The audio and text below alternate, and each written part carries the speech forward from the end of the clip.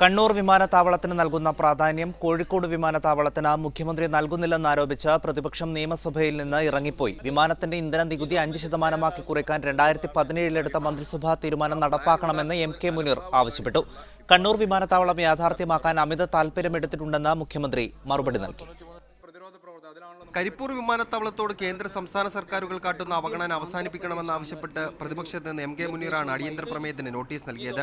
വിമാനത്തിന്റെ ഇന്ധന നികുതി 29% നിന്ന് 5% കുറയ്ക്കാൻ 2017 സെപ്റ്റംബർ 27 ചേർന്ന മന്ത്രിസഭാ യോഗം തീരുമാനമെടുത്തിട്ടും അത് നടപ്പായില്ലെന്ന് മുനീർ ആരോപിച്ചു.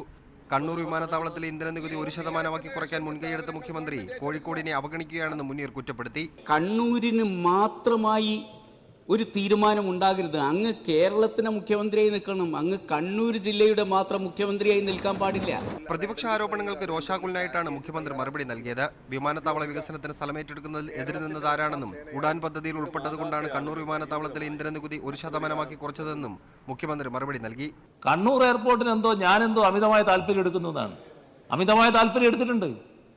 എന്താ അമിതമായ താല്പര്യം എടുക്കാൻ പാടില്ല? ഒരു പുതിയ വിമാനത്താവളം വരണം എന്നുള്ള കാര്യത്തിൽ, കണ്ണൂർ വിമാനത്താവളത്തിന്റെ കാര്യത്തിൽ മാത്രമല്ല, ഇനിയിപ്പോ ശബരിമലയിൽ ഒരു വിമാനത്താവളം പറ്റുമെന്നുള്ളത് നോക്കുന്നില്ലേ നമ്മൾ?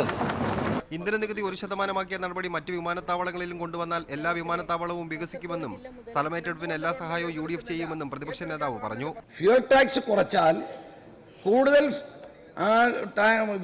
കൂടുതൽ വിമാനങ്ങൾ ഇവിടെ ഫ്യൂവൽ എടുക്കാൻ വേണ്ടി വരും. 300 വിമാനങ്ങൾ കേരളത്തിന് മുകളിലൂടെ പറക്കും.